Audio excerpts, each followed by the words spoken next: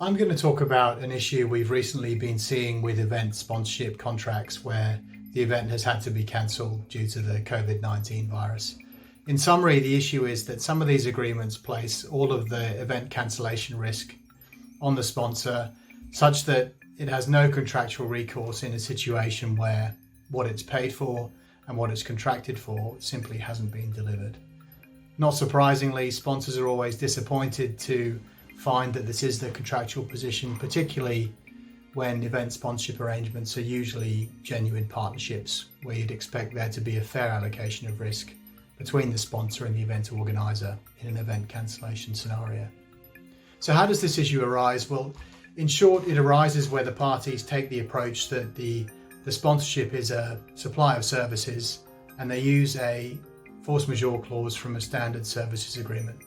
And the key point I'm going to make in this video is that we think those kind of force majeure clauses are not appropriate for event sponsorship agreements. So what do those force majeure clauses say? Well, first they will define the force majeure event as an event which is outside the party's reasonable control, and they'll usually contain four components. The first component is the notification requirement. So this requires the affected party to notify the other party that it won't be able to perform its obligations due to the force majeure event. The second component is the mitigation requirement. So the affected party must use its reasonable endeavours to mitigate the impact of the force majeure event on its obligation to perform.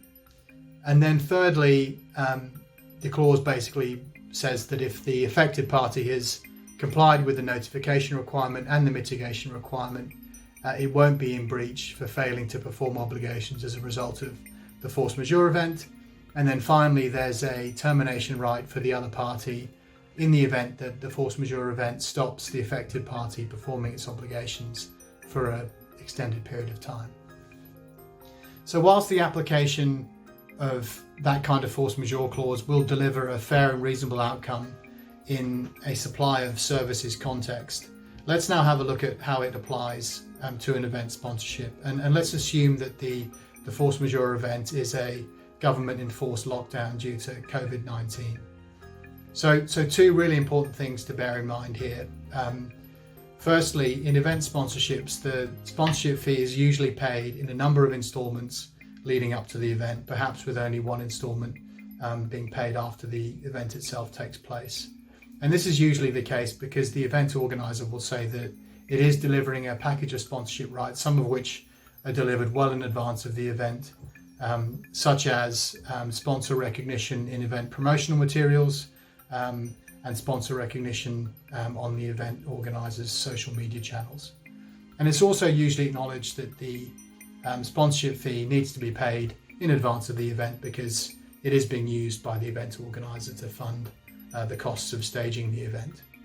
The second important point to bear in mind is that whilst there is a whole package of sponsorship rights that are delivered in some cases a long way in advance of the event, it's often the reality that the sponsor derives the majority of its value from the sponsorship during the event period itself. So the point when the audience, which in the case of a major sports event can be a global audience of tens of millions, when they tune into the event and engage with the sponsor's brand, that is when the sponsor derives most of its value.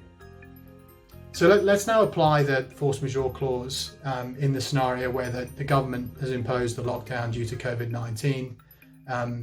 So what happens? The event organizer will notify the sponsor that it will be unable to stage the event due to the lockdown and the event will be cancelled. The event organizer needs to use its reasonable endeavours to mitigate the impact of the lockdown, and there might be a discussion at this point about whether the event organizer should be postponing the event to a point in time after the lockdown has been lifted.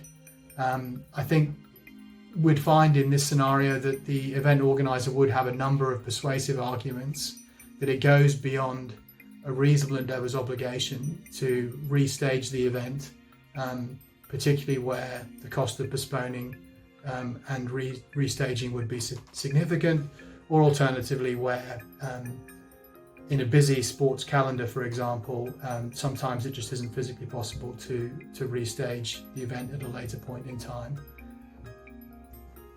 Most importantly, the standard force majeure clause from a services agreement doesn't actually excuse the performance of other obligations by either party that haven't been affected by the force majeure event.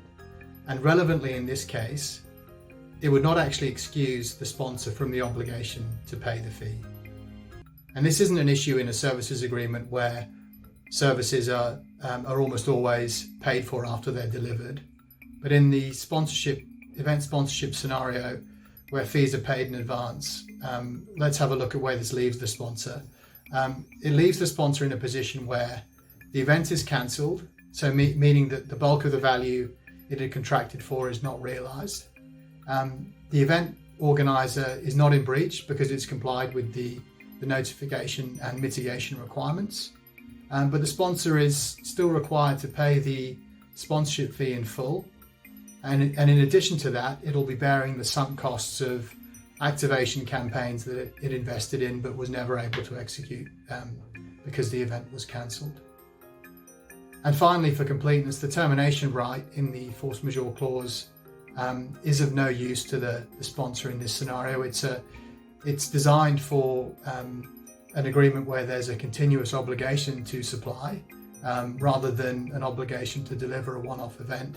The sponsor in this scenario is looking for the event to be held so it can derive its value, or it's looking for a refund of the sponsorship fee, and terminating wouldn't achieve either of these two things. So the key message is, don't use the force majeure clause from a standard services agreement for an event sponsorship contract. Do make sure that the cancellation scenario is fully thought through and dealt with in a bespoke way in your event sponsorship contracts. And as a minimum, consider robust obligations beyond reasonable endeavours on the event organiser to restage. And in the event that there simply cannot be a restaged event, make sure as a sponsor you've got a fee reduction mechanism in that scenario. So thank you for listening and stay healthy.